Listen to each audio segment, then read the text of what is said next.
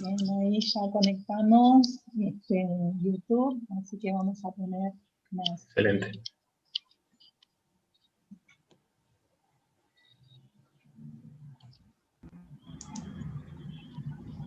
Bien, ahí ya conectamos en YouTube, así que vamos a poner más. Excelente. Si querés ir dando ingreso, Nancy.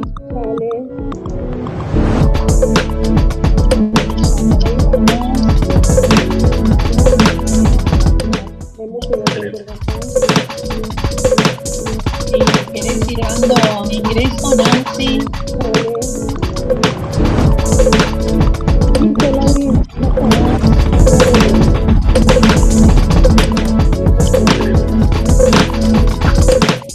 Si querés ir dando ingreso, Nancy.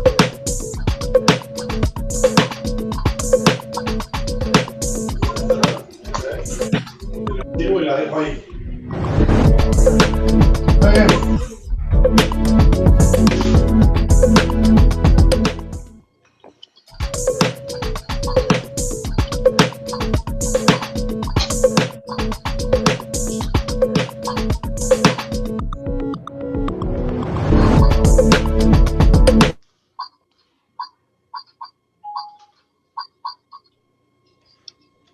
Laura, ¿me escuchas?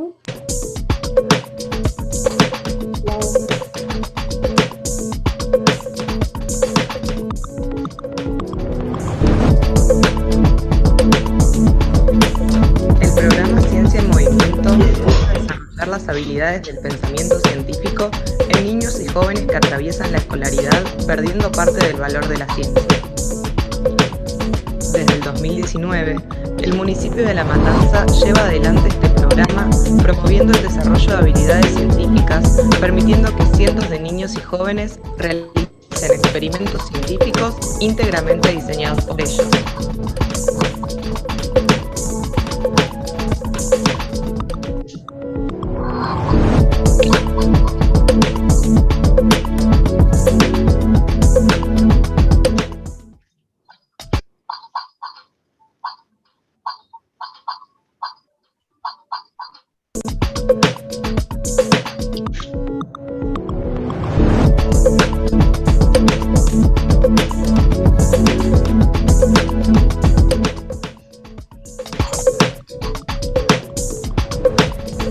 El programa Ciencia en Movimiento busca desarrollar las habilidades del pensamiento científico en niños y jóvenes que atraviesan la escolaridad perdiendo parte del valor de la ciencia. Desde el 2019, el municipio de La Matanza lleva adelante este programa promoviendo el desarrollo de habilidades científicas, permitiendo que cientos de niños y jóvenes realicen experimentos científicos íntegramente diseñados por ellos.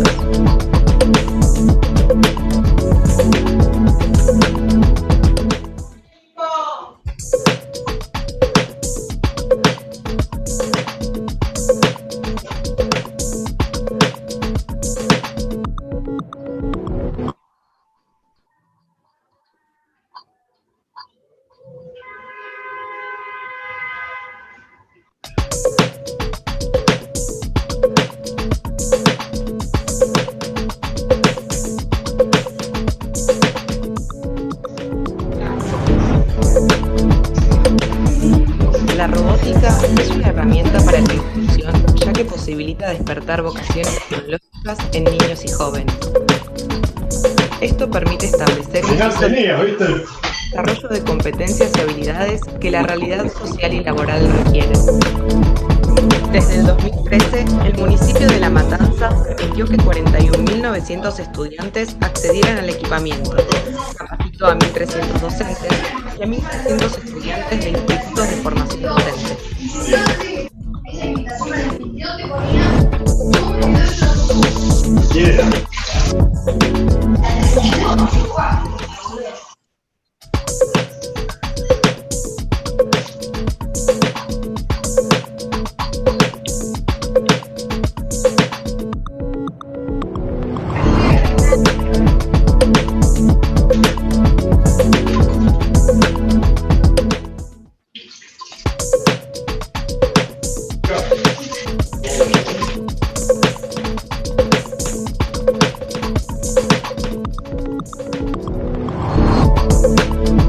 robótica es una herramienta para la inclusión, ya que posibilita despertar vocaciones tecnológicas en niños y jóvenes.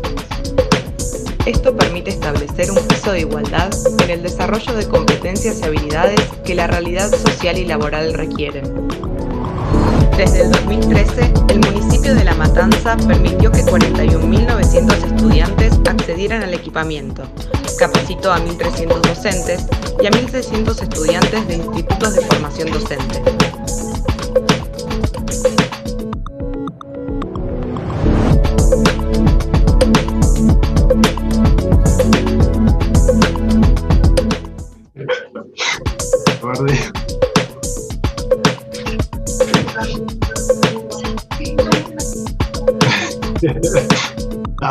Che, no sean amargos. Sean amargos, viejo. Voy a poner el micrófono. Amargos. Amargos. A ver si me lo agarro, a ver si me lo agarro. La robótica es una herramienta para la inclusión, ya que posibilita despertar vocaciones tecnológicas en niños y jóvenes. Esto permite establecer un piso de igualdad en el desarrollo de competencias y habilidades que la realidad social y laboral requieren. Desde el 2013, el municipio de La Matanza permitió que 41.900 estudiantes accedieran al equipamiento, capacitó a 1.300 docentes y a 1.600 estudiantes de institutos de formación docente.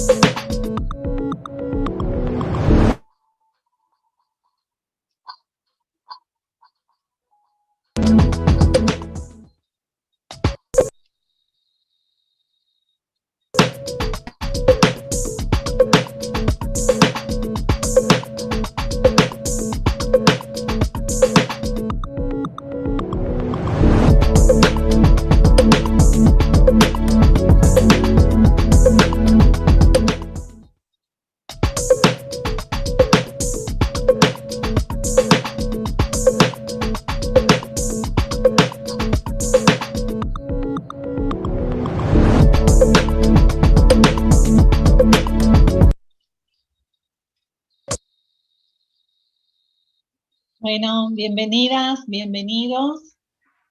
Les damos a todos y a todas las bienvenidas a la 9ª Feria Municipal Plaza Ciencia, que es una feria de ciencia y tecnología, por parte de la Secretaría de Ciencia y Tecnología, Nancy, y mi nombre que es Laura, vamos a estar a cargo de la parte técnica. Plaza Ciencia tiene como objetivo y propósito fundamental despertar vocaciones científicas y tecnológicas, ya que nuestro país necesita cada vez más científicos y más personas que se dediquen a la tecnología. Así que hoy, a través de la Fundación FOIDEI, vamos a llevar adelante una charla, un conversatorio que está relacionado con el cambio climático y cómo afecta las interrelaciones entre insectos y plantas. Así que les voy a dar ahora lugar, a Tomás y a Alejandro para que puedan llevar este conversatorio adelante. Muchísimas gracias por su participación. Bueno, muchas gracias Laura. Les voy a compartir pantalla. Tengo una pequeña presentación. Ahí está. ¿Todos la ven bien? Si no, alguno me lo dice por acá. Se ve perfecto. Se ve bien. ¿Se ve bien? Bueno, buenísimo. Bueno, muchas gracias a todos por estar acá. Como dijo Laura, mi nombre es Tomás Righetti. Soy licenciado en Ciencias Biológicas. Actualmente soy becario doctoral del CONICET y trabajo en la Fundación para el Estudio de Especies Invasivas. Y bueno, hoy quería contarles un poquito sobre un tema que a mí me apasiona un montón, que es el cambio climático. Bueno, y en particular sus implicancias en las especies invasoras, ¿sí? Bueno, y para esto tenemos que empezar a definir algunos conceptos que seguramente conocemos todos muy bien, o por lo menos que usamos, sí, a diario, pero está bueno siempre ponerlo un poco en palabras, ¿no? Bueno, aquí llamamos clima. El clima es el conjunto de condiciones atmosféricas propias de un lugar, ¿sí? bueno, está constituido por la cantidad y frecuencia de lluvias, humedad, temperatura, vientos y demás parámetros que llamamos parámetros climáticos, y la acción de todos estos parámetros climáticos influyen en nuestra vida, en la vida de todos los seres vivos. Bueno, ¿qué causa, digamos? Hablamos de cambio climático, o sea, ya sabemos que vamos por un lado de variabilidad en este clima, ¿sí?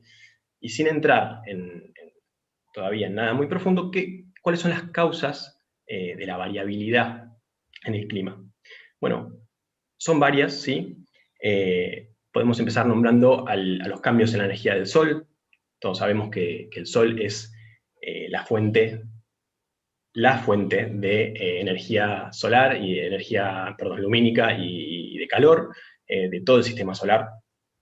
Y siempre está emitiendo energía, pero bueno, no siempre la emite de la misma forma, ¿sí? Seguramente escuchamos hablar alguna vez de las famosas manchas solares.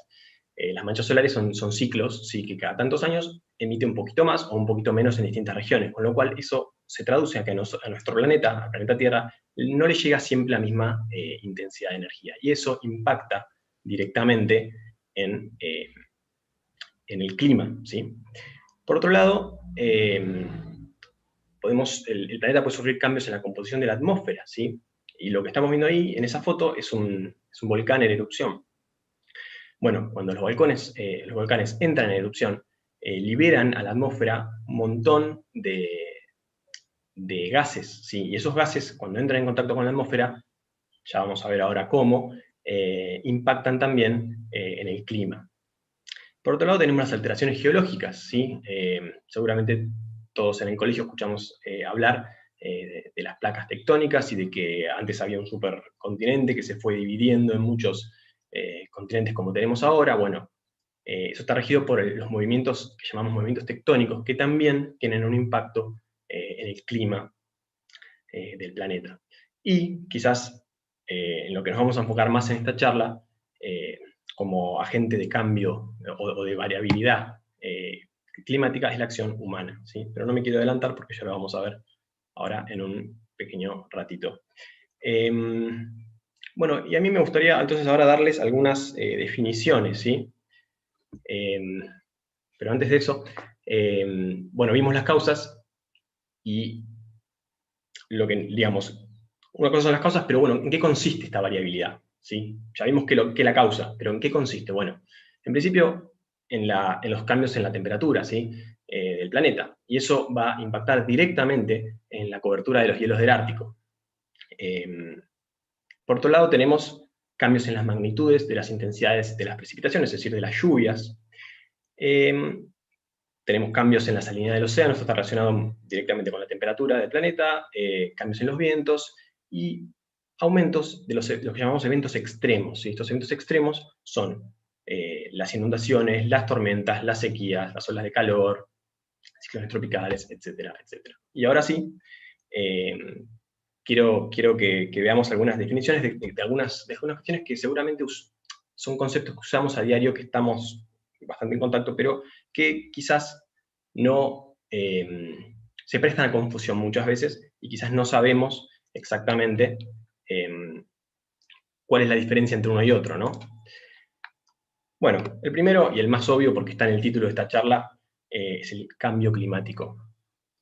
Y para traerles una buena definición de cambio climático, no puedo escaparle a la definición que da el Panel Intergubernamental de Cambio Climático, o IPCC, que es un ente de las Naciones Unidas, que lo que hace es recopilar información, ¿sí? Quizás la información más importante o que consideran más preponderante acerca del cambio climático, y redactar informes, ¿sí? Esos informes que redacta el IPCC lo que hacen es presentar un poco el estado de situación de lo que sabemos sobre el cambio climático.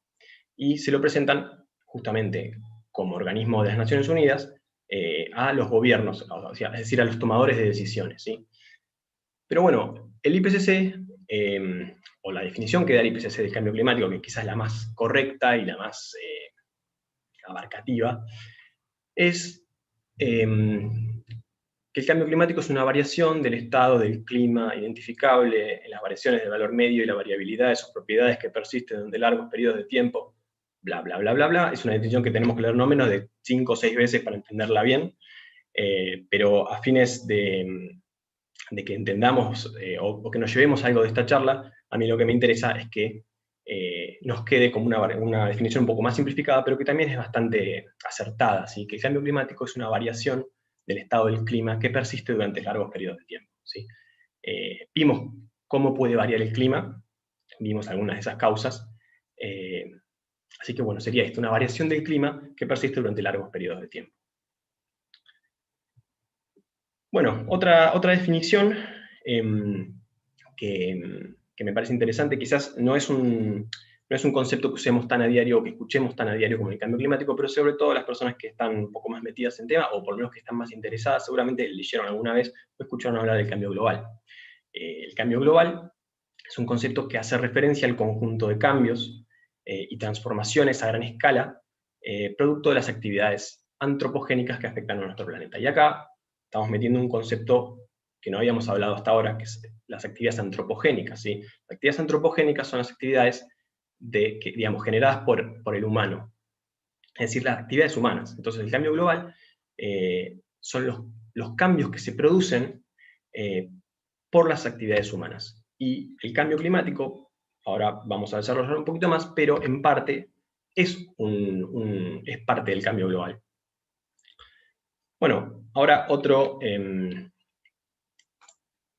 concepto que seguramente también está bastante de moda últimamente, que es el efecto invernadero. El efecto invernadero es un efecto que se produce por la emisión de gases de efecto invernadero, valga la redundancia.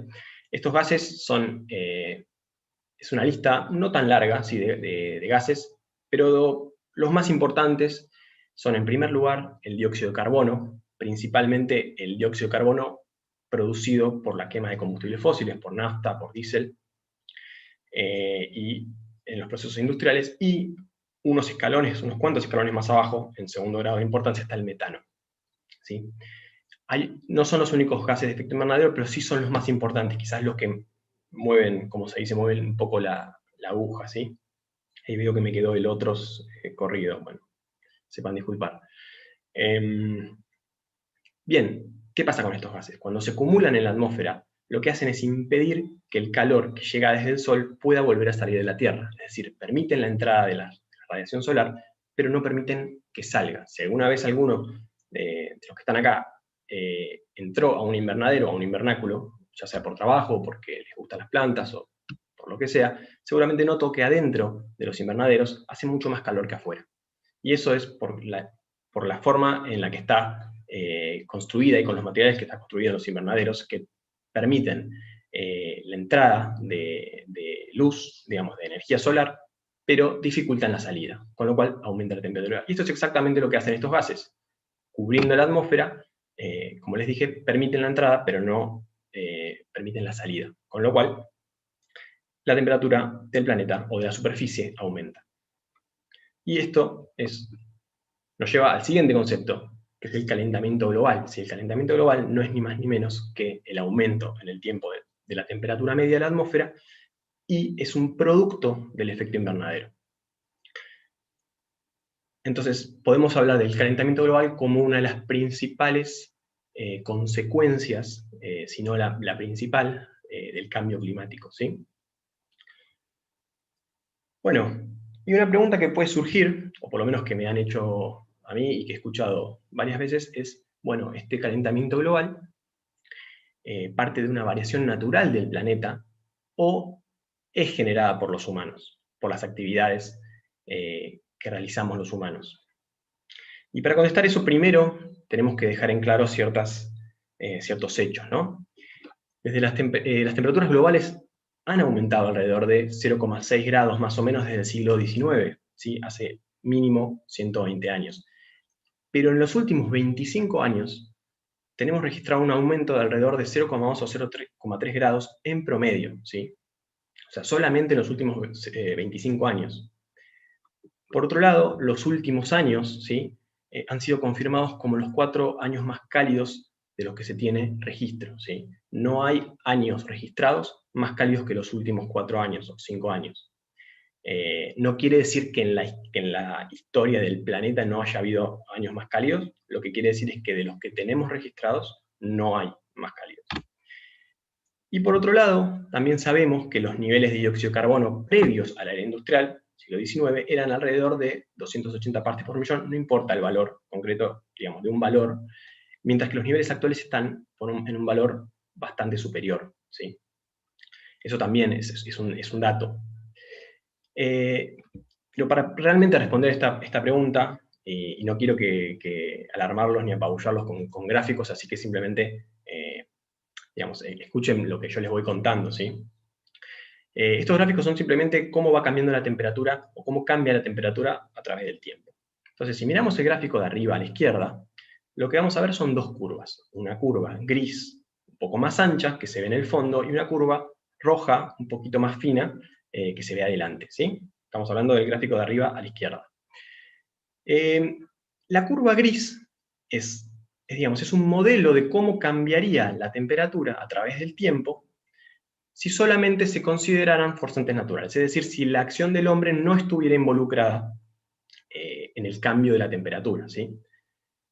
Mientras que la curva roja, finita, son los datos reales, ¿sí? Son los datos reales de qué es lo que pasó realmente. La curva gris, entonces, es un modelo hecho por computadora, teniendo en cuenta, como dijimos, forzantes naturales nada más, sin la incidencia del humano, mientras que la curva roja de nuevo, son los datos observados, es decir, es lo que realmente ocurrió. Y vemos que en este caso las curvas son bastante distintas. La verdad que no se superponen realmente muy bien. Si pasamos al gráfico de la derecha, ¿sí? El de arriba a la derecha, digamos, la lógica es la misma, son dos curvas, una gris, que corresponde a un modelo hecho por computadora, y una roja con los datos reales. La gris, que está en el fondo, la diferencia con el gráfico que vimos antes, también es un modelo por computadora, pero es un modelo que solamente contempla actividades humanas, ¿sí? En el cambio de la temperatura. Es como si, ¿qué pasaría si, o cómo hubiera aumentado la temperatura si solamente aumentara por acciones humanas, y no por cambios naturales? Ahora vemos que cuando la comparamos con los datos reales, ¿sí? Lo que vemos es que las curvas son mucho más parecidas que en el gráfico anterior. Ahora vemos curvas que se solapan bastante más que antes. Sin embargo, no son exactamente iguales, tienen sus diferencias. Entonces, pasemos al gráfico de abajo, ¿sí? El gráfico de abajo lo que presenta es, de nuevo, dos curvas. La curva gris está basada en un modelo, ¿sí? También está hecha por computadora, y este modelo lo que tiene es que contempla tanto forzantes naturales como forzantes de actividades humanas. Es decir, ¿qué pasaría si la temperatura hubiera aumentado solamente, o mejor dicho, tanto por cambios naturales del planeta como por acciones humanas? Y cuando lo comparamos con la curva roja, que son los datos reales de lo que realmente pasó, vemos que las curvas son muy, muy parecidas. Son mucho más parecidas a las curvas de los otros gráficos. Esto lo que nos está diciendo es que es cierto que hay una variable natural en la temperatura, en el clima en general, pero que esos aumentos que vemos por temperatura están necesariamente potenciados por las actividades humanas. Bien, y siguiendo un poco con el IPCC que les conté, ¿qué es lo que hacen ellos en sus informes que redactan? Bueno, lo que hacen es considerar distintos escenarios de emisiones de gases de efecto invernadero, y en base a esos escenarios lo que hacen son predicciones, ¿sí? Esto quiere decir que dicen, bueno, hoy estamos en el 2020, bien, ¿qué pasaría en el 2100? ¿Cómo sería la temperatura en el 2100 si duplicáramos la emisión de dióxido de carbono? Bueno, pasaría tal cosa, aumentaría tanto la temperatura. Ahora bien, ¿cómo sería la cuestión si mantuviéramos las emisiones que tenemos actualmente? Bueno, tendríamos este otro aumento de temperatura. Bueno, ¿qué pasaría ahora si cortáramos las emisiones y no emitiéramos más de acá al 2100? ¿Qué pasaría con la temperatura? Bueno, esta otra predicción.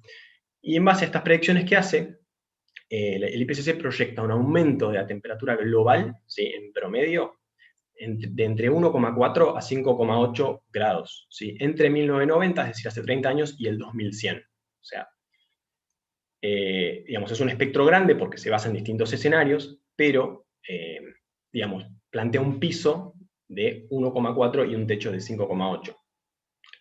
Créanme que 1,4 es un montón, y 5,8 ni que hablar. Bueno, y para cerrar un poco esta pequeña parte de cambio climático, vimos las causas, vimos un poco de qué se trata, pero ¿cuáles son las consecuencias reales del cambio climático?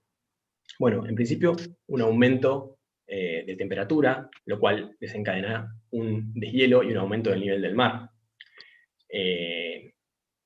Bueno, en cuanto a las condiciones meteorológicas extremas, una mayor, y no solamente una mayor frecuencia, sino una mayor intensidad de inundaciones y de sequías, es decir, estos eventos meteorológicos extremos, extinciones masivas de especies, y todo esto siempre termina en altos costos tanto para la sociedad como para la economía de los países. Y quizás la consecuencia que nos trae un poco en esta charla, que es la expansión y el mayor movimiento de las especies invasoras. Seguramente muchos de los que están acá ya estuvieron escuchando algunas de las charlas que dieron mis compañeros sobre especies invasoras a lo largo de la semana, así que ya son casi expertos. Pero para los que no, como dicen, el público se renueva, así que les cuento un poco a qué nos referimos cuando hablamos de especies invasoras. Las especies invasoras son especies de un origen remoto que alcanzan un nuevo territorio, en donde se propagan a gran velocidad, alterando tanto la estructura como el funcionamiento del ecosistema receptor, es decir, el ecosistema donde están invadiendo, y causando, obviamente, daños ecológicos y hasta socioeconómicos, ¿sí? Es decir, una especie que llega a un lugar, pero no solamente llega, sino que se establece, se reproduce y se propaga a gran velocidad, siempre trayendo consecuencias negativas, ¿sí?, para estos ecosistemas que invaden. Bueno, ¿cuántas especies invasoras se conocen? La respuesta que tengo más concreta para darles es un montón. Pero la Unión Internacional para la Conservación de la Naturaleza, en el 2001, o IUCN por sus siglas en inglés, efectuó una lista de las 100 especies invasoras más agresivas a nivel mundial. Esto no quiere decir que sean las únicas especies invasoras que existan, sino que son las 100 más importantes, digamos, en cuestiones de su grado de invasión y el daño que causan, ¿sí?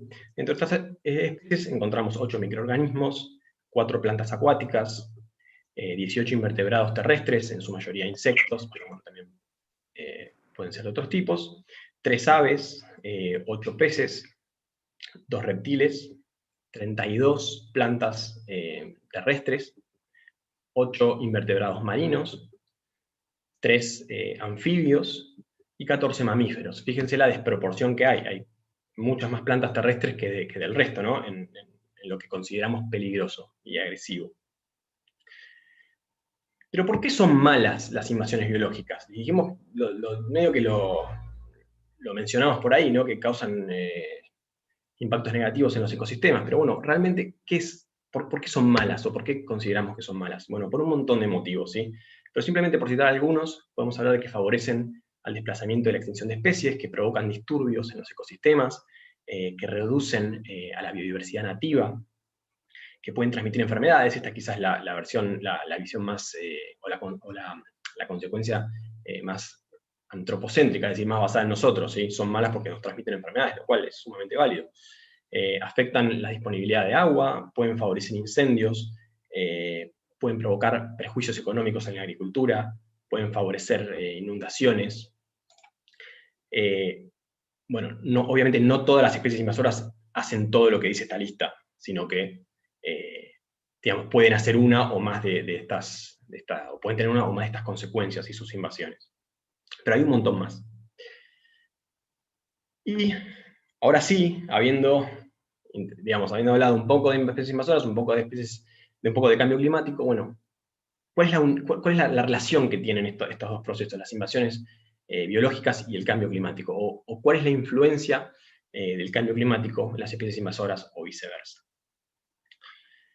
Y quizás la respuesta más más concreta que pueda darles es que debido al incremento global de la temperatura y la concentración atmosférica de dióxido de carbono, que ya sabemos que es el principal gas de efecto invernadero, las especies invasoras se encuentran en muchas partes del mundo alcanzando mayores latitudes tanto al norte como al sur. Esto lo que quiere decir es que se están expandiendo, ¿sí? Se están expandiendo tanto al norte como al sur, en los lugares en donde invaden y en donde son nativas, ¿sí? Y obviamente trayendo nuevos problemas, como los que acabamos de ver. Y para ahondar un poquito en esto, yo recopilé algunos ejemplos puntuales que me parece que están buenos para graficar estos impactos que hablamos. No son los únicos, quizás hasta no sean los más importantes, pero sí me parece que están buenos porque son bien distintos entre sí. El primero es el del castor, ¿sí? Que seguramente escuchamos hablar del castor, o conocemos a este roedor de América del Norte. Lo tenemos acá en Argentina, lamentablemente, lo tenemos no porque es nativo, sino porque está invadiendo en Ushuaia. Seguramente escucharon hablar de los famosos castores de Ushuaia, que los introdujeron y ahora están causando daños en el ambiente bastante importantes. Bueno, por empezar, digamos, enfoquémonos ahora no en los castores australes, sino en los castores de América del Norte. Las altas temperaturas del Ártico y el creciente calentamiento global han permitido que los castores se establezcan cada vez más al norte, llegando a lugares donde antes no estaban. ¿Cuál es el problema con estos roedores? El problema es que talan bosques y arman diques. ¿Por qué hacen esto? No tengo la menor idea. Habría que preguntarle a alguien que trabaje con castores. Pero es lo que hacen. Es parte, digamos, de su desarrollo y de su vida. Y esto, por obvios motivos, causa cambios en los ecosistemas en donde viven, tremendos, porque están tapando cuerpos de agua, con lo cual parte de ese cuerpo de agua puede secarse, y están inundando otros, con lo cual están creando nuevos cuerpos de agua. Esto, en América del Norte, digamos, sobre todo este es un estudio que se hizo en Alaska, lo que ocurrió a raíz de estos disturbios que generan los castores, empezaron a acelerar el descongelamiento del permafrost. El permafrost son capas de hielo bastante gruesas que se encuentran debajo del suelo, o mejor dicho, debajo de las primeras capas del suelo. Estas capas de lo que llamamos permafrost tienen un reservorio muy, muy grande de dióxido de carbono, ¿sí?, dentro, con lo cual, al derretirse, no solamente es agua que se libera, sino que es dióxido de carbono que se libera a la atmósfera. Y no solamente tienen una gran cantidad de dióxido de carbono, sino que además tienen una alta concentración de metano. Y el metano, además de ser el segundo gas de efecto invernadero más importante, es sumamente inflamable, con lo cual esas grandes liberaciones de metano lo que producen es que esos ecosistemas sean más propensos a sufrir incendios. Y de hecho es lo que pasó. Piensen que entre el 2019 y el 2020 ocurrieron más incendios en ese sector de Alaska donde está hecho este estudio, que en esa misma zona entre el 2003 y el 2018. Digamos, en el año pasado y lo que va de ya se produjeron más incendios que en los últimos 15 años, por este motivo. Y esto tiene una doble consecuencia negativa, porque además, más incendios, además del disturbio en sí del incendio, más incendios significa más humo, y ese humo está cargado de dióxido de carbono, con lo cual es más dióxido de carbono que se está liberando a la atmósfera. O sea, es un problema bastante, bastante serio. Bueno, otro ejemplo que les quería contar, quizás el ejemplo más significativo que nosotros tenemos acá, de especies invasoras que transmiten enfermedades, el famoso Aedes aegypti, que es ese mosquito que todos odiamos, que transmite enfermedades como el dengue, zika, fiebre amarilla, chikungunya. Es un mosquito con el que estamos totalmente acostumbrados a vivir con él, a convivir, pero que no es nativo de acá, ¿sí? Es nativo de África, con lo cual es una especie invasora. Y el cambio climático a estos mosquitos los ha afectado de una manera muy positiva, ¿sí? La suba de temperaturas ha permitido que se expandan estos mosquitos, digamos, que se expandan en su territorio, y que además, por una cuestión de una interferencia en su ciclo de vida, han generado que estos mosquitos tengan mayores poblaciones, con mayores individuos. Y desde nuestro punto de vista, mayores poblaciones de estos mosquitos significa mayores vectores de enfermedades, o mayores transmisores de enfermedades, con lo cual significa más gente enferma. Así que también es realmente un problema, y es un problema que nos toca muy, muy de cerca. Bien, otro ejemplo, y quizás el que a mí me toca más de cerca, yo lo titulé como la maleza acuática más peligrosa del mundo, es el camalote. Y digo que me toca más de cerca porque es la planta con la que yo trabajo. El camalote está incluida entre esta lista que yo les conté, de las 100 especies invasivas o más agresivas del mundo. Y si hablamos de malezas acuáticas, es quizás la mayor. O una de las mayores amenazas en cuanto a especies de plantas acuáticas, ¿sí? Esta planta es nativa de acá, ¿sí? Pero en la mayoría de los continentes está invadiendo, tanto en América del Norte, como en Europa, como en África, como en Asia y hasta en Australia, ¿sí? Fíjense cómo genera estas matas bien densas de plantas, como la foto que se ve ahí, y obviamente imposibilita toda navegación o actividad que se quiera hacer en el lago, pero además no permite la entrada de luz a los estratos más bajos del lago o de la laguna, con lo cual toda la biodiversidad que se encuentra ahí, ya sea peces, plantas o demás organismos, se ven gravemente perjudicados. Y esta planta además es una gran desplazadora de flora nativa, ¿sí? Los gobiernos alrededor del mundo gastan mucho dinero en tratar de deshacerse de esta planta, ¿sí? Y a nivel mundial, el camalote se sigue expandiendo porque es una planta que lo único que le molesta, por así decirlo, son las heladas. Y con el calentamiento global hay cada vez menos heladas, con lo cual hay lugares donde cada vez los estamos encontrando más al sur y más al norte.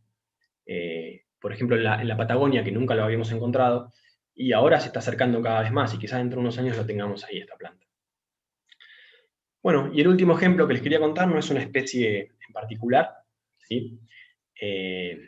Pero sí es un tema que lamentablemente está muy, no quiero decir de moda, pero sí se habla mucho por los incendios que estamos sufriendo, sobre todo este año, con muchos incendios.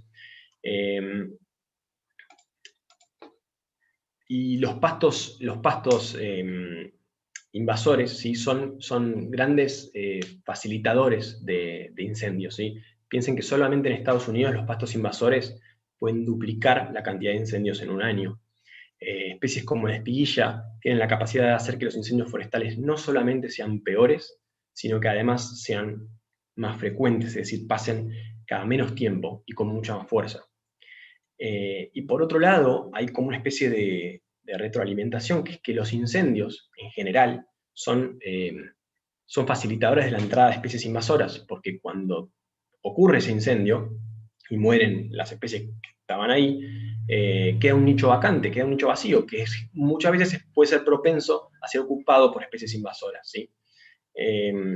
Y es todo un tema. Ojo, no quiero que se vayan de esta charla diciendo que Tomás me dijo que los incendios de Córdoba son por culpa de las especies de pastos invasores. No, probablemente no esos, pero sí ocurre en muchas partes del mundo. Bueno, y ahora sí, habiéndole contado un poco, quiero dejarles con algunas reflexiones finales. La primera es que el cambio climático es una realidad, ¿sí? Y debemos aceptar sus efectos como una nueva normalidad. Tenemos que cambiar esta concepción que tenemos de que el cambio climático es algo que va a venir, es algo que está llegando y que va a venir en un futuro, y tenemos que empezar a pensar que el cambio climático ya llegó y sus efectos los estamos sufriendo hoy en día, ¿sí? Y hablo de esta nueva normalidad que es esto que se está usando ahora para el COVID, pero para acá también. Hay efectos que no los podemos cambiar y que ya tenemos que aprender a convivir, ¿sí? Con esos efectos. Las invasiones biológicas y el cambio climático son procesos que se retroalimentan, no son dos procesos que están separados y que no tienen nada que ver uno con el otro. Son procesos que están muy relacionados uno con el otro. Tal es así que, en general, uno facilita al otro y este otro, a su vez, facilita al primero. Por eso decimos que se retroalimentan. Pero todo esto no es para que luego de esta charla se vayan con un nudo en el pecho y piensen que estamos todos condenados, sino todo lo contrario. Es sumamente importante que entendamos lo que significa el cambio climático y lo que implica en todos sus frentes, es decir, que entendamos cuál es el problema, por qué ocurre y cuáles son las consecuencias. Es sumamente fundamental, porque es la única forma que tenemos de generar estrategias para reducir a los efectos de los próximos años. Quizás los efectos que están ocurriendo ahora no los podemos cambiar, porque están ocurriendo ahora, y los que van a ocurrir el mes que viene y el año que viene tampoco los podamos cambiar muy probablemente. Pero sí, si entendemos básicamente cómo funciona esto, podemos intentar reducir los efectos a mediano y largo plazo, que son los que van a ser peores. Y ahora sí, ya para dejarlos, quería mostrarles un tuit con el que me crucé esta semana que me pareció bastante interesante, que es una mujer que dice algo así como: dejen de preguntarle a los candidatos si ellos creen en el cambio climático y comiencen a preguntarles si lo entienden, ¿sí? Bueno, es ciencia, no Papá Noel, y me parece que resume un poco el mensaje que yo quiero transmitirles con esta charla. Así que bueno, ya sin mucho más, les agradezco. Les dejo las redes de FUEDEI por si tienen ganas, si las quieren seguir. También les dejo mi mail por si tienen alguna pregunta más adelante. Y de última, creo que queda un ratito de tiempo, así que si tienen alguna pregunta ahora, también estoy para contestarlas. Muchas gracias. Muy buena, muy clara la charla. La clase. Muy buena, sí. Y ahí había una pregunta en el chat, Tomás. A ver, sí. ¿Por qué favorecen los incendios a las especies invasoras? Bueno, por esto que yo les decía, ¿no? Como cuando hay un incendio en general, las especies que están en ese lugar que se incendió, muchas de ellas mueren, con lo cual eso lo que deja es lo que llamamos un nicho vacante, es decir, deja un espacio con recursos que no está ocupado por nadie está usando esos recursos, con lo cual muchas veces las especies invasoras pueden, que suelen ser mejor competidores que las especies nativas, suelen ocupar esos lugares, ¿no? Y hacer uso de esos recursos. Bien. Y también ahí preguntaban... ¿por qué? Me dice, perdón, consulta de manera... hay una pregunta antes, pero quiero contestar lo que preguntó Has, que dice preguntaba al revés, así que lo empalmo con lo que acabo de contestar y después contesto la anterior. ¿Por qué favorecen? Bueno, muchos de estos pastos invasores de los que yo les hablaba son lo que llamamos pastos perennes, es decir, hay una parte del año en la cual se secan un poco. Y esa materia orgánica seca es combustible para incendiarse muy, muy fácilmente, incluso aunque solo sea por el efecto del sol. Así que, bueno, es un poco por eso. Tengo muchas preguntas, pero no sé bien qué favorecen. Consulta de qué manera nosotros podemos reducir los efectos para los próximos años. Bueno, esa es una gran pregunta. A ver, si queremos como planeta reducir los efectos para los próximos años, que es lo que realmente tenemos que hacer, son decisiones que no pasan por uno, no pasan por decisiones grandes de los gobiernos de reducir las emisiones de gases de efecto invernadero. Eso es lo principal. Pero desde ya, que todo lo que nosotros hagamos ayuda, ¿sí? Aunque sea reducir el uso de plásticos, no sé, toda acción que podamos hacer ahora siempre ayuda.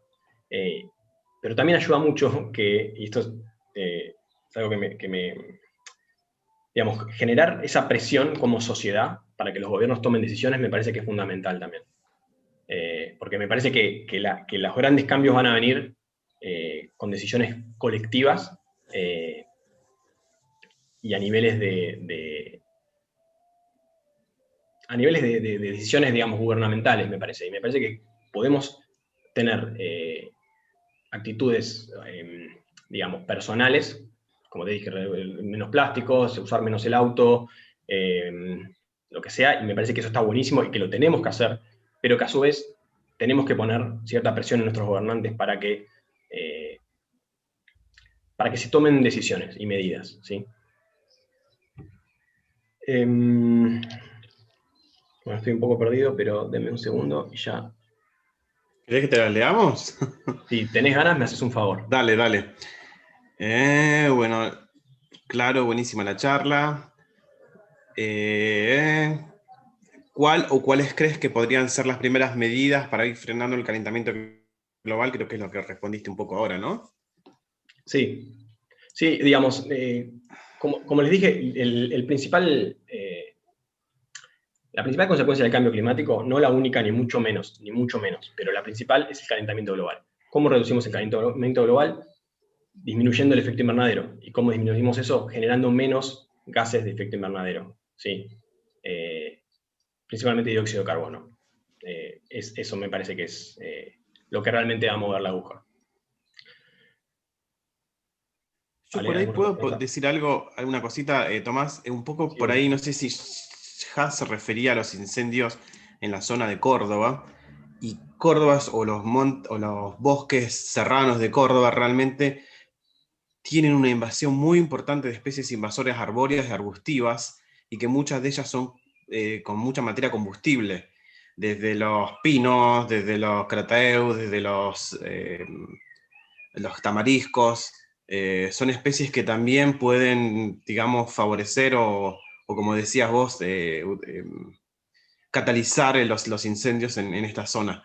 No es que fueron provocados, la razón de decir hoy los incendios son por eso, sino que en realidad son, creo, procesos que hemos venido haciendo en los últimos años, como lo decías vos, Tomás. Así que... Sí, sí, sí, tal cual.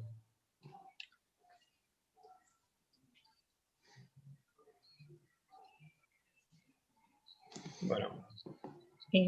No, yo pensaba que a veces uno cree que es muy difícil tener o realizar una presión sobre quienes tienen que tomar las decisiones, ¿no es cierto?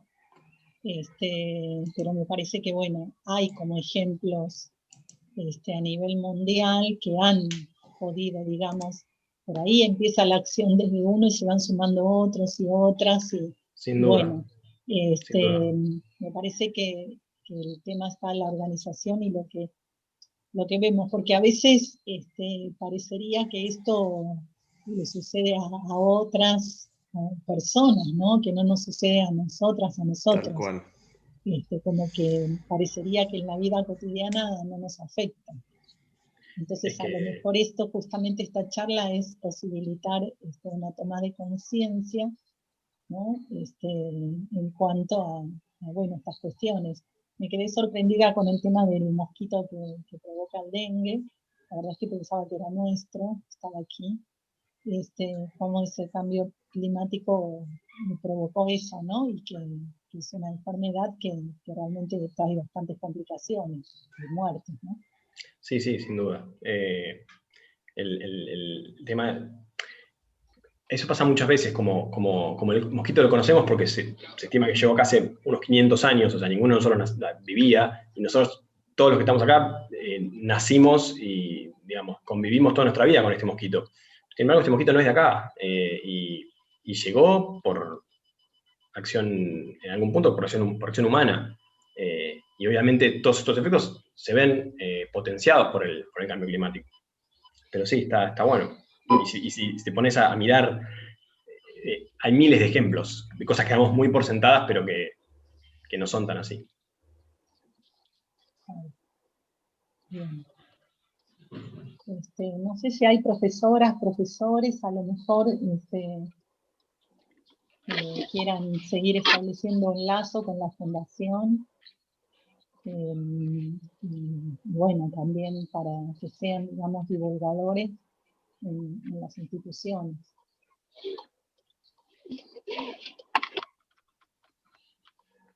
Hay alguien ahí que no sé si está teniendo problemas de interferencia, que quiere decir algo.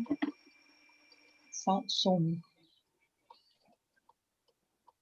Hay no sé si viste un comentario de Simón Valla, que dice: me gustó la distinción entre cambio climático como proceso natural, por un lado, y el factor humano como un elemento que suma al cambio, y que ese es el proceso que podemos actuar, ya que terremotos, volcanes o cambios solares nos exceden.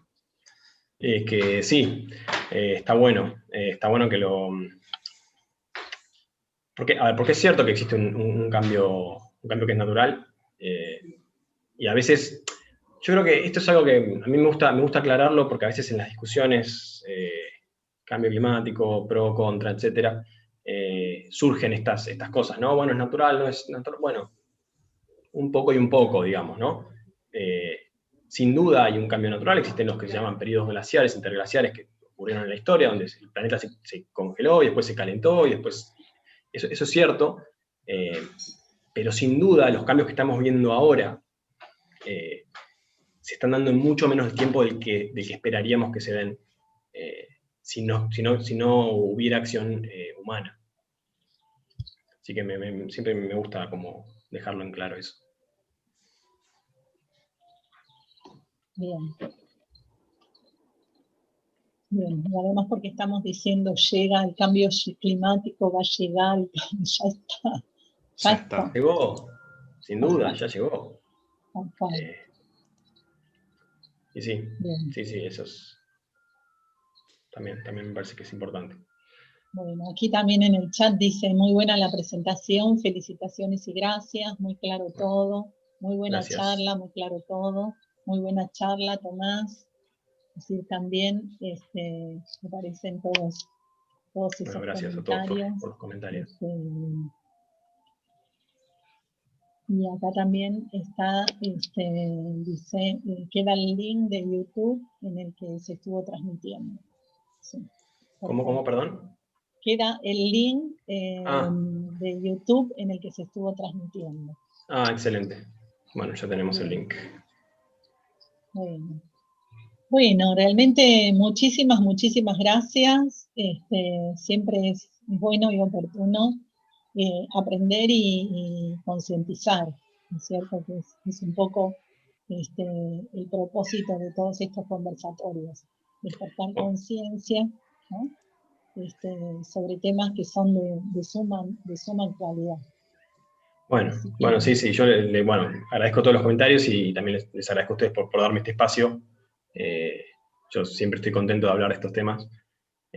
Así que bueno, nada, eso, gracias por la invitación. Bien. Y la charla sí está ya en YouTube, queda grabada, así que la pueden ver cuando lo vayan necesitando. ¿Sí? Bueno, muchísimas gracias, Tomás, Alejandro, muchísimas gracias a la Fundación FEDEI, que ha dado un montón de charlas, de conversatorios muy interesantes en Plaza Ciencia, y que bueno, cuando estamos de modo presencial también están ahí, siempre, mostrando todo esto que nos hace aprender mucho y empezar a cambiar la mirada, y con lo cual generar otras acciones diferentes. ¿Sí? Así que, bueno, gracias a ustedes por la invitación, siempre es un placer, y como dijo Tomás, creo que si tuvieron tiempo a anotar, nos pueden visitar en las redes y bueno, saben un poco de nuestras novedades. Gracias. Muchísimas gracias. Nos estamos viendo pronto.